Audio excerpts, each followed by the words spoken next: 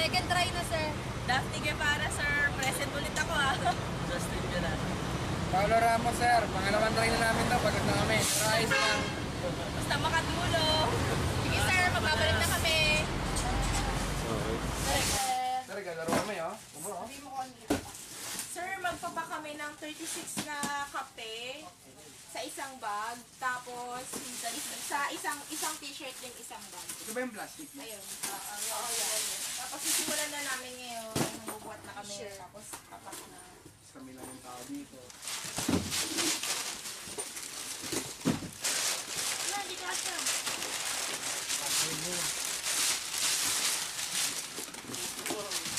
Tapos na yung invoice na gamot daw. Wala pa yun. Hanggang ba yun?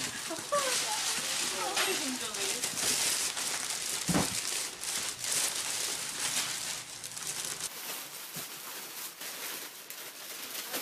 Oh, yan, sir. Nagano siya ng mga t-shirt. Nag-video ka ba, be? Oo. Si Jadel, mga kape. Sir. Ayan po, nag-inventory kami ng mga gamot. Tapos, ipapak na po namin. Sorry. Lupak natin, be. Ayan, oh. Daming gamot.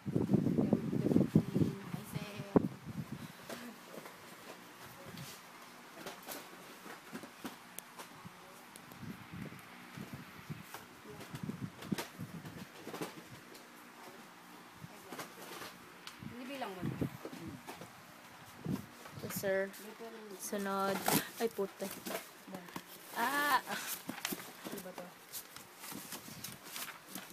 Inventory na. Ay, okay ng dami.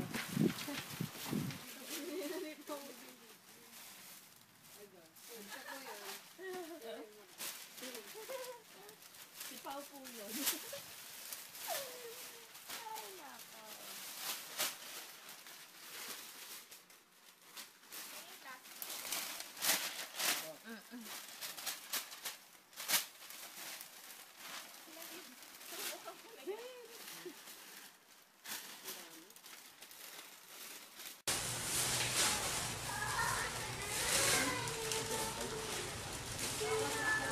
Ilalagay na sa ano, sir.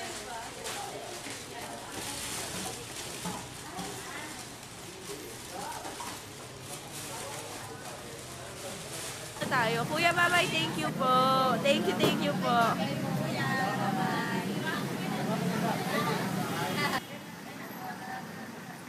Hi, sir. Pauwi na kami. Pauwi na. Grabe, sir. Alas 5 na nakakapagod na.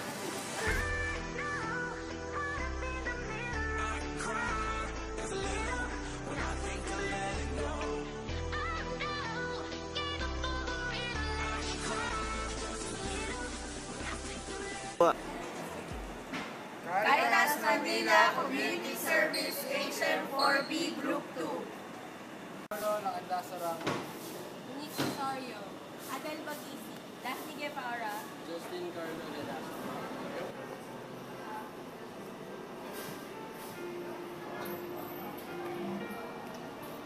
Ano ba ka?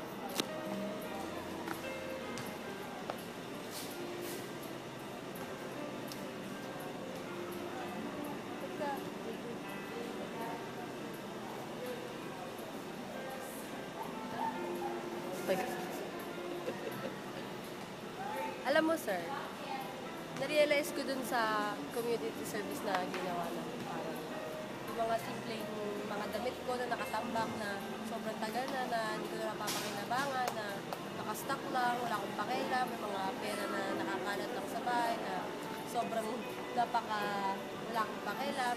Nung simula na nag-charity ako, parang nakita ko na parang mga simpleng hindi ko pinapahalaga. Sobrang importante pa lang mabibigay nun sa ibang tao. Parang dahil dito sa charity na to, na-realize ko yung halaga ng pagtulong sa kapwa, yung halaga ng kahit piso. Makakatulong yun sa, siguro sa isang araw nila, makakabili siya ng tinapay, pandesal, para maraos niya yung isang araw. Parang dahil dito, naisip ko,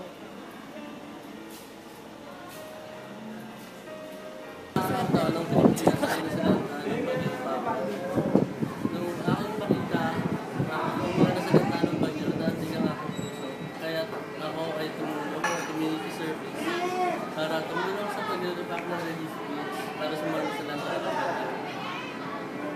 pagkatapos ng community service, na-realize ko na aking naramdaman na masaya pa lang makatulong sa kapwa, lalong-lalo na kapag nakita mo na ako Marami sa community service, napatunayan ko po ako sa bilang, it's better to give than to receive. Dahil po, napakasarap sa pakaramdam na alam mo nakatulong ka kahit sa simpleng paraan lamang. Masasabi ko po na napakaswerte ko na kahit anumang unos yung pinagdadaanan ko ngayon, nagpapasalamat pa rin po ako sa Panginoon kasi hindi niya po ako pinapabayaan. Gaya na lang din po nung sa mga nasalanta ng bagyo, ang masasabi ko po dapat magpasalamat pa rin sila na mga material na bagay lang yung nawala sa kanila at kaya pang mapalitan yun at hindi yung buhay nila. Napakagaan lang po sa pakiramdam na sa mga ginawa namin mga simpleng bagay na konting effort lang, konting pagod lang yung ibubuhos namin.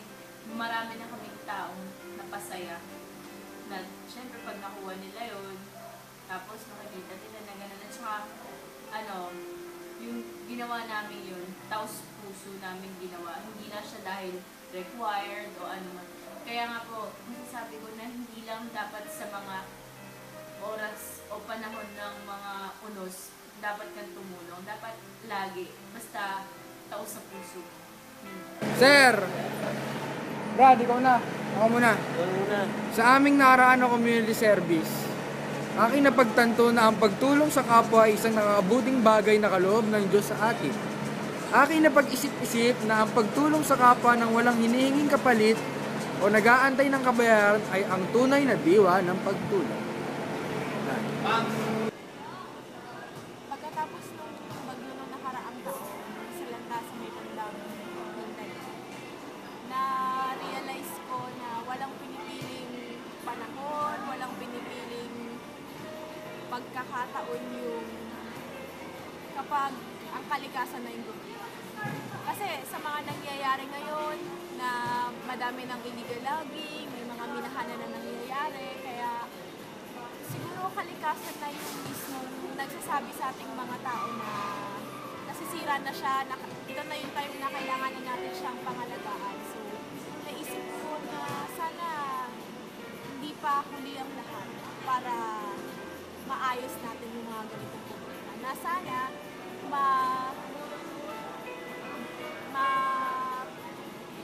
prevent natin yung ganong kalamidad kung meron lang tayong pag-aalaga sa kalikasan.